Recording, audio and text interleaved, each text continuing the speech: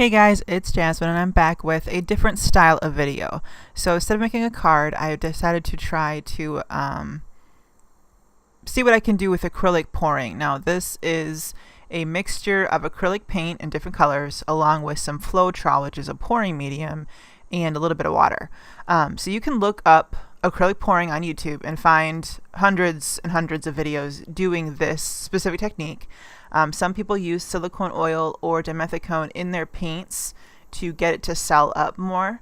I did not in this, mostly because I forgot the first time, but also because I kind of figured out that I like the cell pattern it creates on its own without using the silicone oil.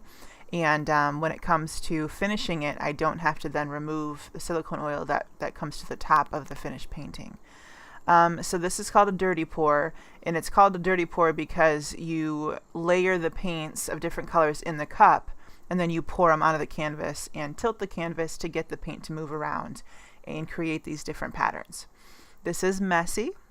You will need to, like I'm wearing gloves here, I've got some paper over my work surface. The paint will drip off and you will waste some.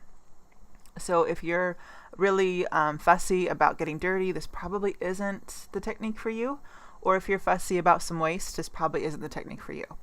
But it is really beautiful. You can create some really cool effects. This was just me playing around with this technique, so I don't have all of the steps you need.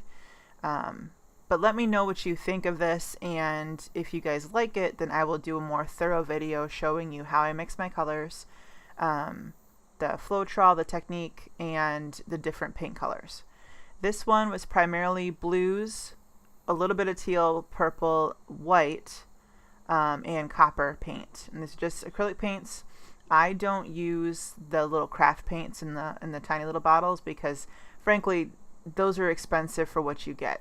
You're going to go through more paint than what is in those bottles.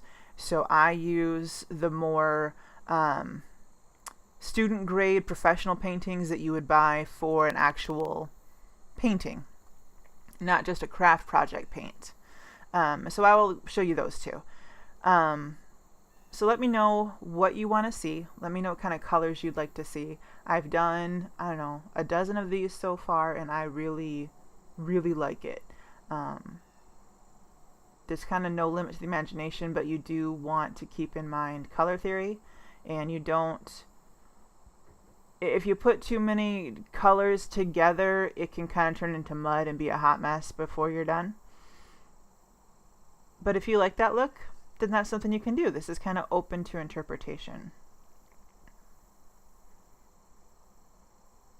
So when I've got the corners, I've just taken some of the paint that spilled off with a palette knife and kind of poured it back on top. You'll see when you're doing this that you're going to get patterns in the paint that you want to keep on the canvas. But if you keep tilting it to get all of those corners and edges, you might lose some of that. So it's kind of scraping out the paint in the bottom of the cup and adding it to different corners and different places and making it fill. And by adding the Nitrile, which is something you're going to buy at like Home Depot or Ace Hardware, a hardware store. I got mine at Menards. It makes the paint go further without thinning down the color, helps it to flow, and professionals use it to avoid brush marks left over in painting your walls. But this, you use it to add volume and add flow into the paint so that when you pour it on, it'll move.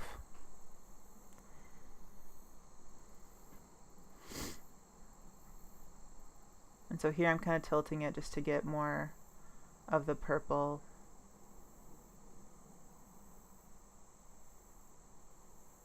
So there's no necessarily right or wrong way to do it. It's just kind of moving it around to get what you want.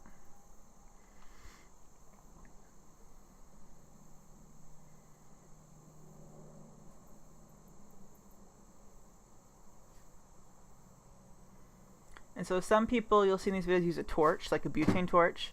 And when you use the silicone, that will allow more cells to pop up.